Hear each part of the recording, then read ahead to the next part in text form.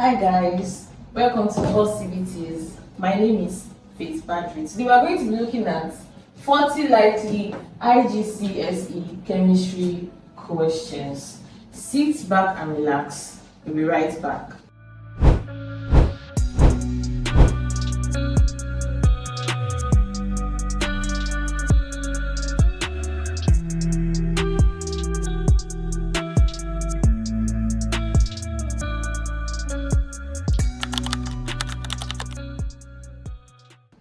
Welcome back. So today we are going to be looking at 40 likely standard IGCSE chemistry questions that you might see if you are taking this particular examination. Now, number one question that we have here: a student eats a blue crystal strongly in a test tube. After eating, the crystal turns white. What most likely happened? So in this question, tell us that a student had a blue crystal. So those blue, and they look like something like, now when you say crystals, they look like something like this, but they were color blue. But upon heating, it's turned into powdered form, and not only that, the color changed from blue to white. So we are being asked in this question that what has happened? That particular process, what can we call it? Now, in your exams, if you see this kind of question, if you see something turning from blue and it was in crystal form, but when you change the now change to white after heating, just know we're talking about test for water. Now, what was used in this question was copper 2 sulfate, which is CuSO4. Now, when CuSO4 has water in it, when it is hydrated, it will be color blue. And we can write the formula is CuSO4.5H2O. It is hydrated. But when you now heat it, upon heating, it will now become, the water will evaporate. It will now be CuSO4 plus 5H2O. Now it has now become anhydrous. Why? Because there is no water there again. So this is test for water. And our option says that a gas was absorbed, water was removed, oxygen was added, the crystal melted completely. Our answer is option B. Water was removed. From this equation, we can see that this dot 5H2O, it was removed. Number 2, which piece of equipment will be most suitable for measuring 50 cm cube of acid accurately? So they're asking us that what can be, cm cube is the unit for volume. So to just summarize this question, we are being asked that which of these instruments can be used to measure volume. Is it thermometer? Thermometer is for temperature. Measuring cylinder can be to measure volume. Evaporating dish is not used to measure anything. Watch glass is to measure, is not to measure anything. So our answer here is the measuring cylinder. That's what we can use to measure 50 cm cube of acid, because talking about the volume. The answer is option B. Number 3, why does magnesium react faster with hydrochloric acid than copper does? Now in this question, we are being asked that if we have magnesium and we have copper, which of them will react with acid faster? Now we are not saying that one cannot react with acid. They can both react with acid, note that. But what is being said is that which one will react faster between magnesium and copper. Now when you see this kind of question, the first thing that you should know is that the speed of these metals, it depends on their position on the activity series. Now we have to go, what is the activity series? Now this is a series that contains metals from very highly reactive to lower and less reactive. Now it looks like something like this. We have potassium, we have sodium, we have calcium, we have magnesium, we have aluminium, we have zinc, we have iron, we have tin, we have lead, we have hydrogen, we have copper, we have mercury, silver, and gold. Now this is our activity series.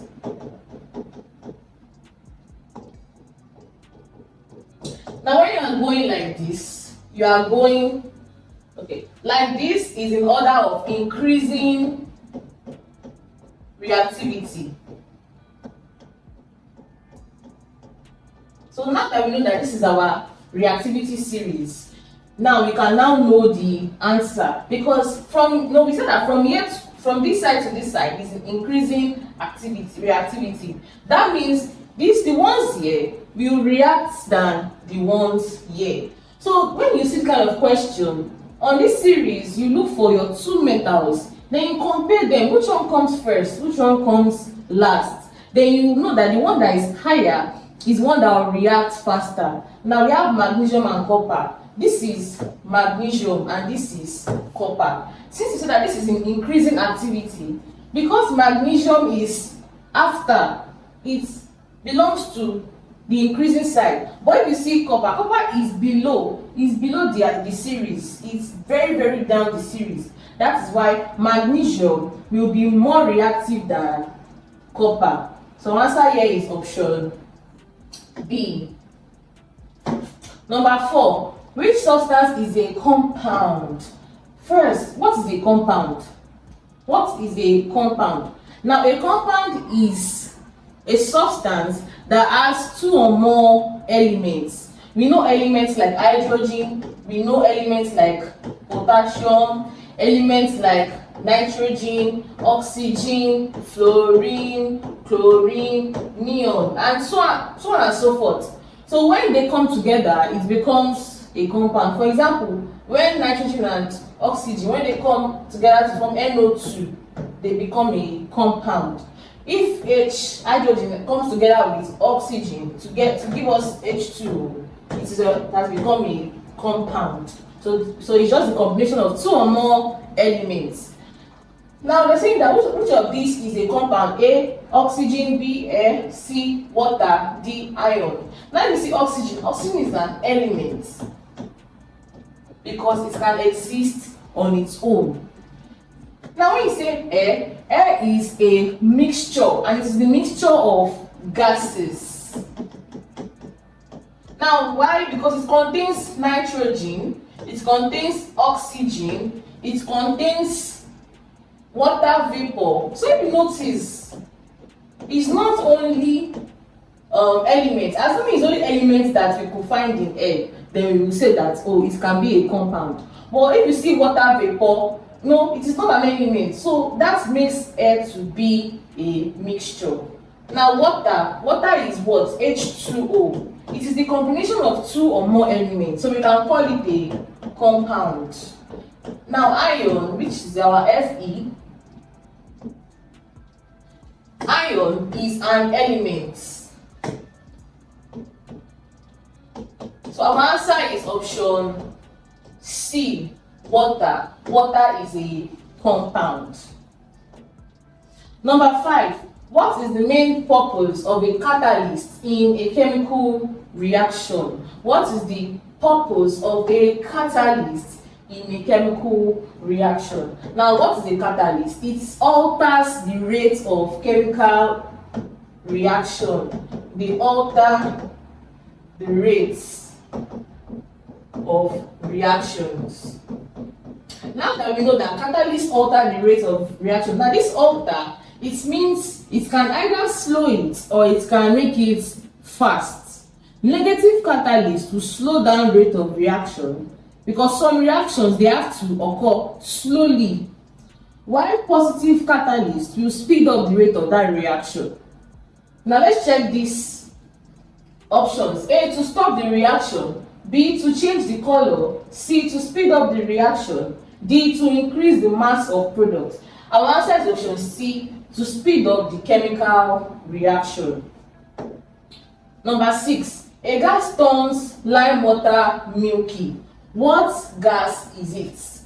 Now let's know that what gas is known to turn lime water milky. Now this comes out very well in our practicals. In our practicals, you can see this in our laboratory.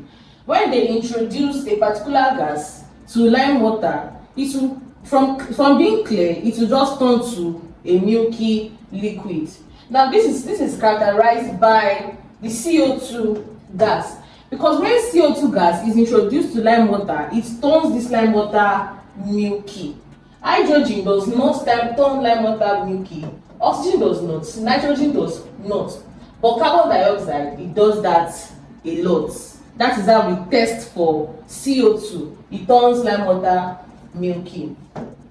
Number 7, which process changes a liquid directly to gas? Now we are trying to look at change of state of matter. Let's say we have solid here, we have liquid here,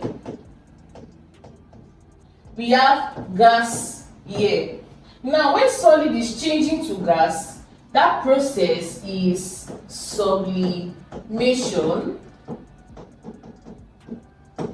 When liquid is changing to gas, that is called, it can be evaporation, or we can say boiling. When gas is changing back to liquid, it is condensation. When your liquid is changing to solid, that is freezing. We do that every day. When your solid changes back to liquid, that's called melting. And sometimes you can see gas changing back to solid, and this is called deposition, but it's not common. It's not very common. Now with our question, it said from liquid to gas. Now from what we have drawn here, what we have seen here, this is the liquid and this is the gas. From liquid to gas is evaporation or boiling. Our answer is option B, boiling. Number 8, which element is found in all acid? Which element is found in all acid? Now we have examples of acid. We have H2SO4, we have HCl, we have HNO3, we have H3PO4, and so on and so forth. Now if you look at these particular compounds, if you notice, they all have a particular element, which is the hydrogen. The hydrogen is common. In the option we have A, helium, B, hydrogen, C, nitrogen, D, chlorine. Our answer is the hydrogen. Hydrogen is what we see in all acids. In fact, a particular compound can be regarded as an acid if it has hydrogen. That alone makes it an acid.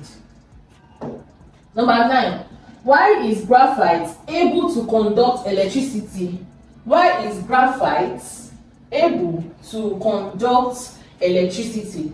Now the reason why anything can, the major reason why any particular substance, whether metal or non-metal, can conduct electricity is because of free mobile electrons. Let's look at the options. A, it contains free electrons. B, it melts easily. C, it is made of ions. D, it dissolves in water. Our answer is option A. And why? What does this free mobile electron mean? It means that it has electrons that are, always in motion. So they can conduct something and they can push it on that. So they will transmit this particular electricity from themselves to another place because they have moving electrons. That is the main characteristic of anything that can conduct electricity. Number 10, which method is best for separating salt from sea water? In sea water, we have salt. Why? Because it's a marine habitat. It is a salt water. Sea water is salt water. So let's say you go to the beach, you just take a cup or a bottle, you carry the you take small of the seawater into your bottle. Now we are being asked that if you want to separate your water from that salt that you are tasting in that water, what process can be used to separate it? Is it filtration? Is it chromatography? Is it distillation? Or is it magnetism? Now you see, filtration cannot be used, you cannot, no, they are already mixed, you cannot differentiate it.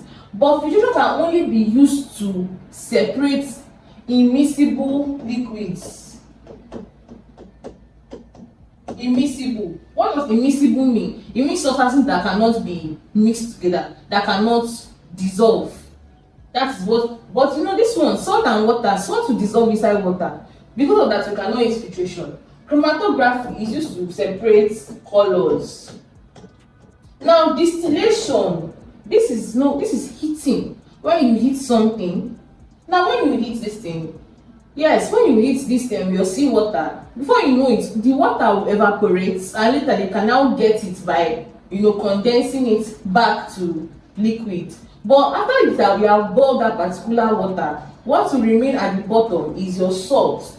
So that means distillation can be used to separate seawater or sugar solution.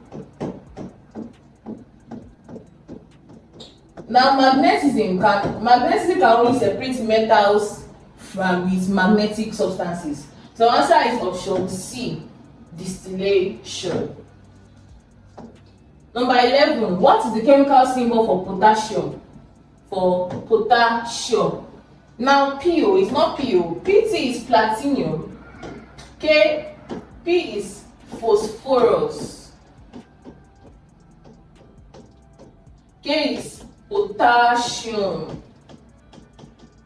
While PT is platinum. Our answer is option K. So the symbol for potassium is K. Number 12. Which statement about atoms is correct?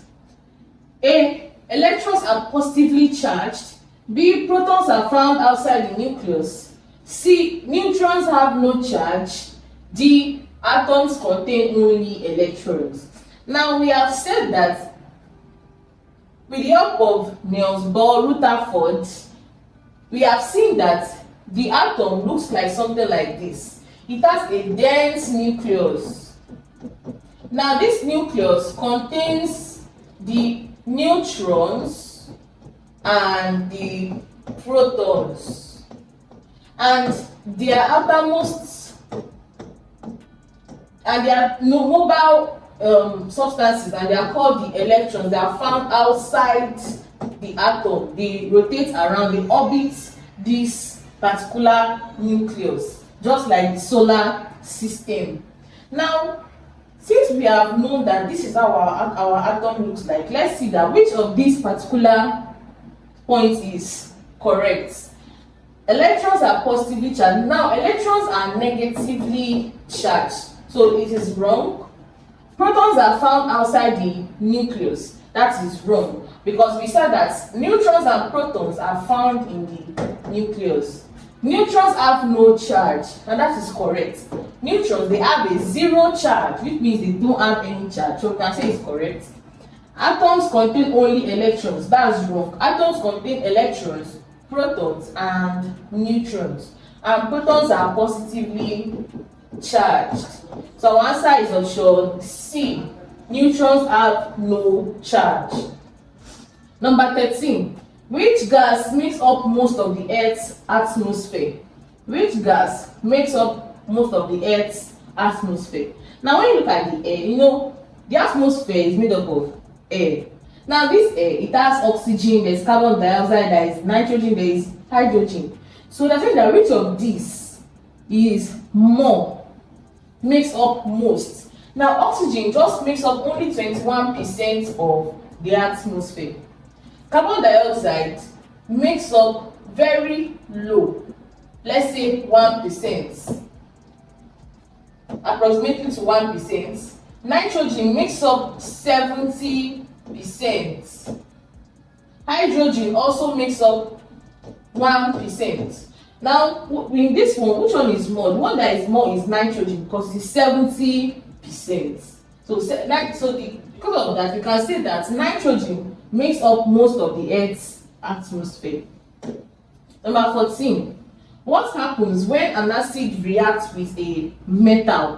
What happens when an acid reacts with a metal? A. Salt and hydrogen are formed. B. Oxygen is released. C. Water is produced only. And D. The metal disappears without reacting. Now, when you see this kind of question, I advise you to write a chemical equation. Now, let me just choose sodium, because it's a metal, and HCl. HCl is an acid. Now, when they react together, it will give us NaCl, because this one will react with this one and it will remain hydrogen plus H2. Now, to balance the equation, you can just say 2 here, 2 here, and 2 here. Our equation is balanced. Now, if you notice, this is our metal. When we reacted it with acid, it gave us salt and hydrogen gas. So from this, we can say that our answer will be option A. Salt and hydrogen gas are formed. Number 15. Which substance has a pH of 7? A. Vinegar. B. Pure water. C. Lemon juice. D. Soap solution. Now, vinegar is acidic in nature. So that means, since it's acidic, that means it is going to be less than 7. Don't forget that in your pH scale is like this. This is 7. This is 1 to 6. This is 8 to 14. Now, 8 to 14 is alkaline. 7 is neutral. 1 to 6 is acidic. So since we know that this is our pH scale, then we can say that since vinegar is acidic, it will be less than 7.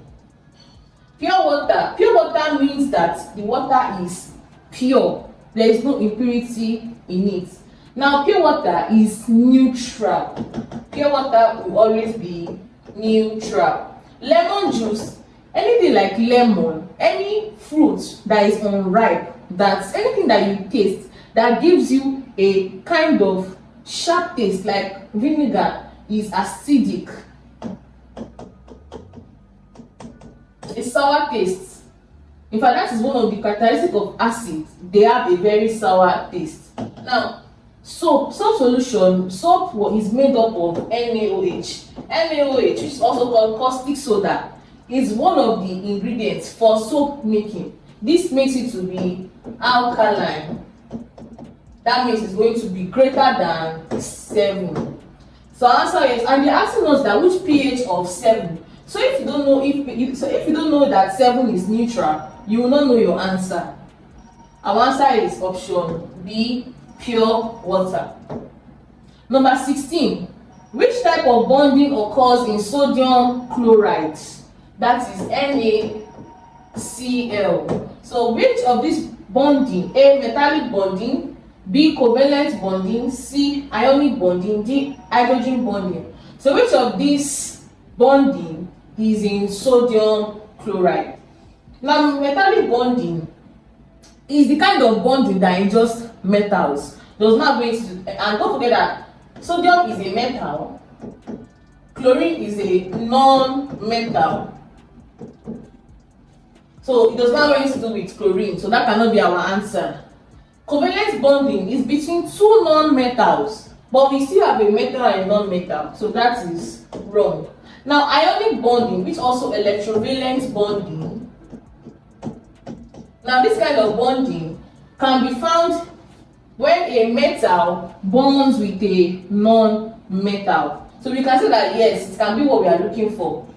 Hydrogen bonding can only be found in when hydrogen bonds with an electronegative element, which are also non-metals. So it does not have anything to do with this our metal. Our answer here is option C, ionic bonding, because it's when metal bonds with a non-metal. Option C. Number 17. What is observed when ice melts? When ice melts, what is observed? A chemical reaction occurs. B, a new substance is formed. C, the particles stop moving. D, a physical change takes place. Now this question, if you notice, we're talking about physical change and chemical change. And chemical changes. Now that in chemical change, new substances are formed. There's a new substance. While in physical, no new substance is formed. Also, physical change is reversible. Chemical change is irreversible. Now, from these options that we are given, we say ice melt, the melting of ice. A chemical reaction has not occurred because no new substance was formed. At the end of the day, when the ice melts back to liquid, it is still water, so there is no new substance. Now this B also, it is not the answer. Why is it not the answer? Because no new substances was actually formed. C, the particles stop moving. In fact, because it's from ice to liquid, it will even start flowing, so it is going to even move.